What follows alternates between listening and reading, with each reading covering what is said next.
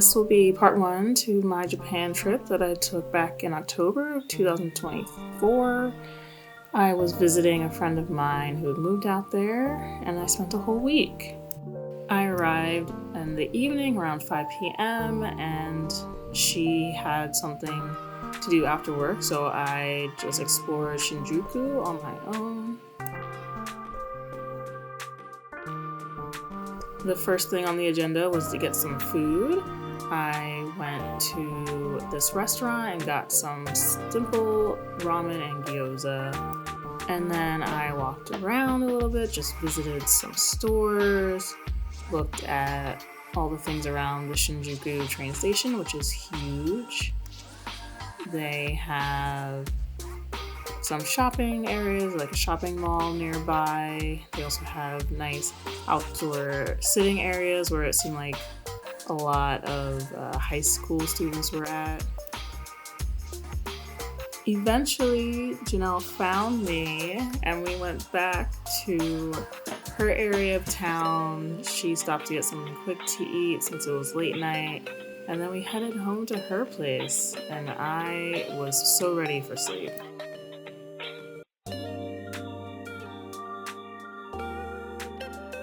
The next day, Janelle had work, so I was on my own, so I just went and explored a little park nearby her, and I also went on a quick little run nearby along the river where she lives, and then I was off for the day.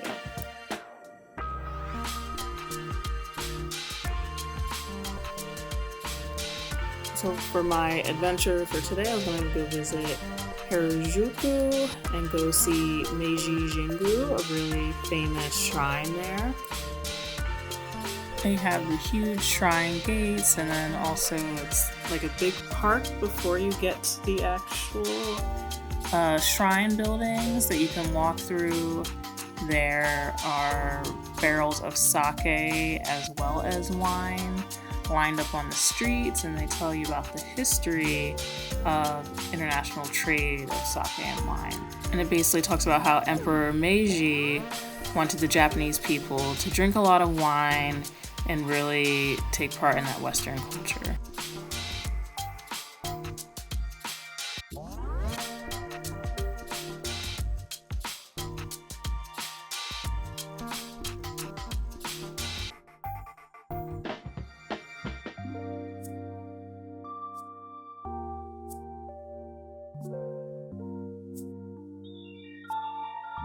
The whole shrine area was really beautiful, very large, and despite the amount of people, pretty peaceful.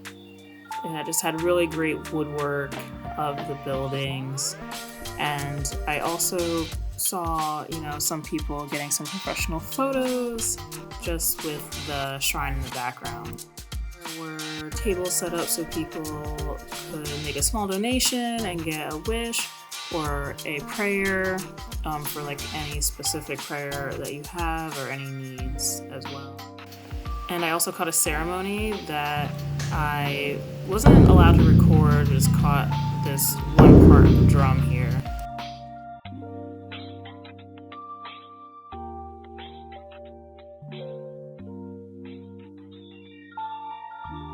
So that was mostly it for Meiji Jingu, and then I just went and walked around Harajuku area.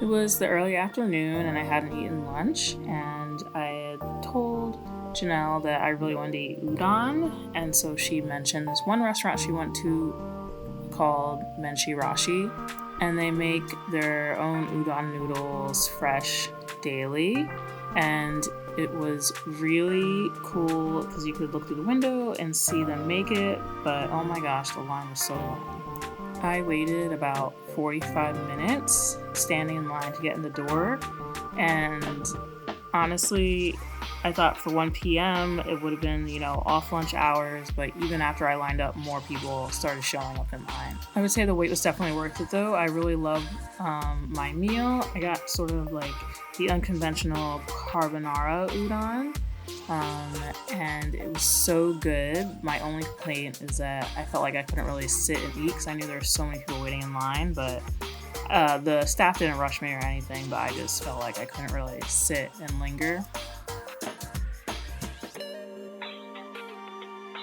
After that, I went to Takashita Street, which is the, I guess, more touristy, popular place in Harajuku. The streets have a ton of food, lots of sweets and snacks, and they also have a lot of clothing stores.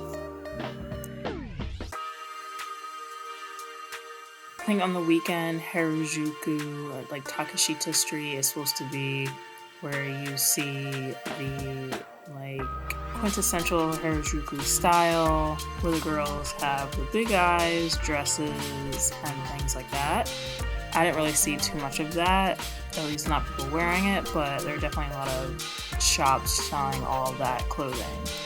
There was so much walking on this day. I then also went to just this random building that I'd seen when I was walking in the streets. It looked like it had a cool overlooking sort of sit-down area, and the building was actually like a 5-story food court.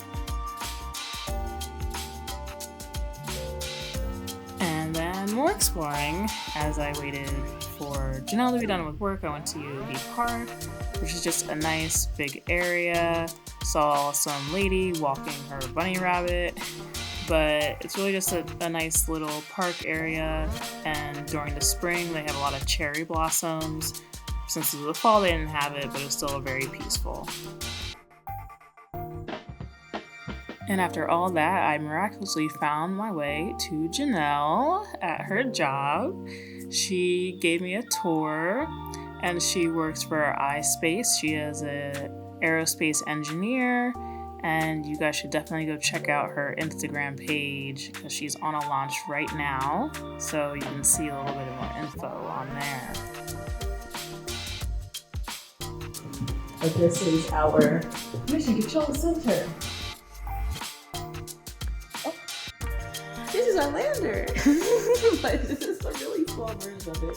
There's a really useful version of it when we want to right-hand man to our flight director, which is the position that and this is our job.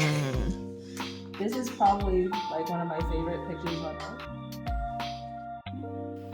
And then the two of us got dinner at Mother India, which is a restaurant chain in Tokyo, and let me tell you, the Indian food in Japan is amazing. The naan is so good and so great. We ate so much, and then it was time to get home and go immediately to bed.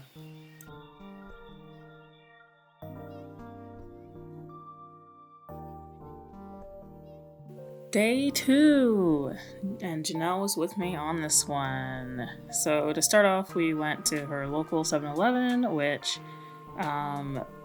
is way cleaner and prettier and better stocked than any American 7-Eleven.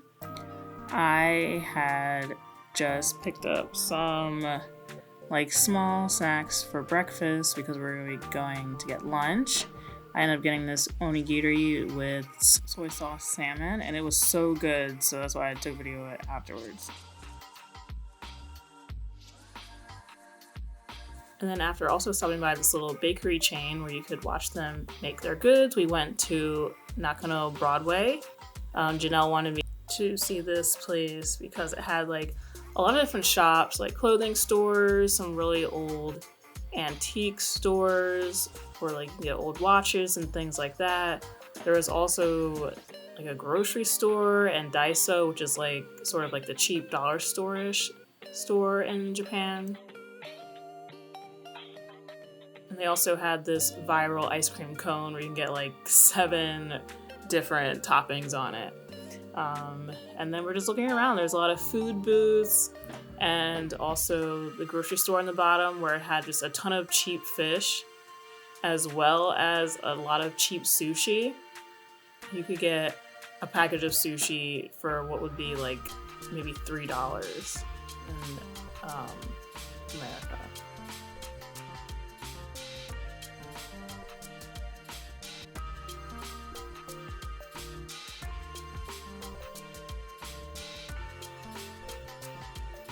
Janelle took me to Don Quijote, which is a really famous store in Japan where you can get literally anything at all.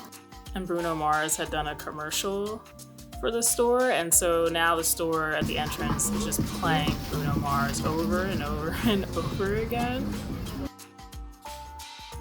So the store has like anything you want, clothes, appliances, makeup, and all that, and a lot of the stands have like videos playing that just are yelling at you. It's so loud in the store.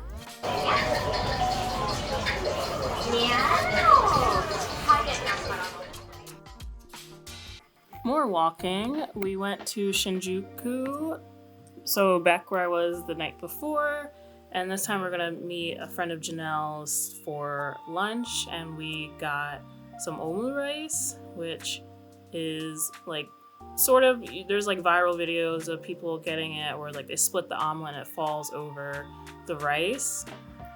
So we went to get that. We did not, it wasn't a viral kind of store where they do that, but regardless, it tasted amazing. It looks kind of like slop, but oh my god, it tasted so good.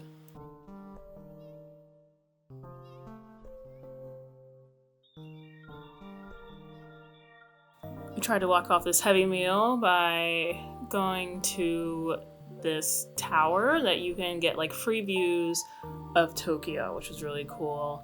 You can see very far, and Tokyo is a huge city, so you can't see all of it, but it was really cool. They also had this piano in the middle of it that people are allowed to play if they wanted to, so you can have some nice music in the background, but it's just really nice to be able to do like a free thing to really try to see all of Tokyo that you can.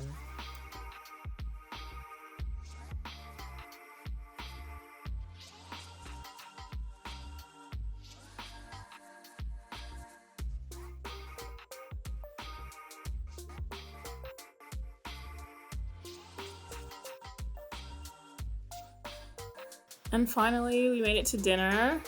Japan has a lot of themed cafes. Like there's animal cafes where you like have meals with pigs, and then also a lot of themed things. And Alice in Wonderland was like one of my favorite books and movies when I was younger, so that was what I was interested in, and it was pretty cool just seeing like a lot of different elements from both of those in a restaurant.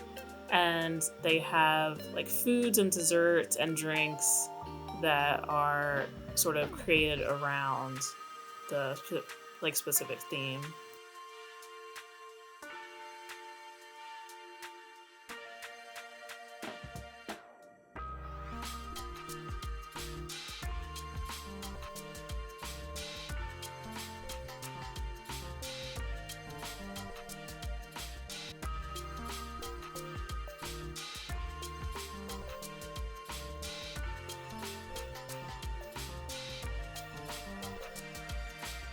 And since Janelle and I were still pretty full from our omu rice lunch, we ended up just getting like some of the drinks. So I got a tea drink, sort of like the Mad Hatter Tea Party, and Janelle got like a Cheshire Cat drink.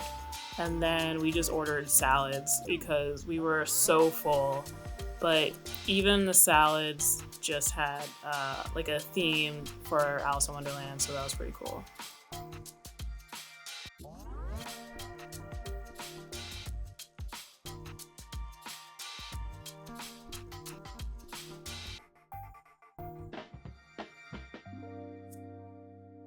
And we ended our night with a little bit more exploring. Went and looked at this Godzilla head and just walked around Shinjuku. There's this one street where like a bunch of people are lined up trying to get you to come to their maid cafe or whatever themed cafe they have. Not necessarily maid, I guess.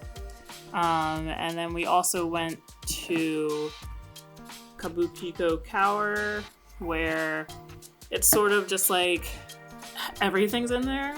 There's a lot of arcade games, but we also stumbled upon this like performance. And Janelle and I both think these people performing were idols, which in Japan I guess I would say were people that are like sort of known to specific groups for their songs, and they have like a small cult following. So that was fun to watch because could see a bunch of people get really into it.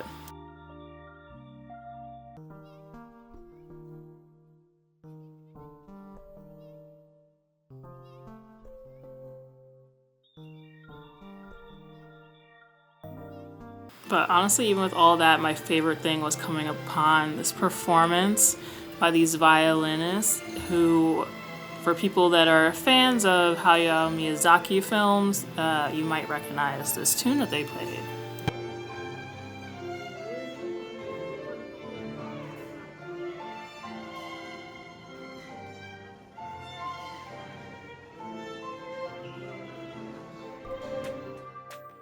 But that was it for our night. Stay tuned, a lot more coming up.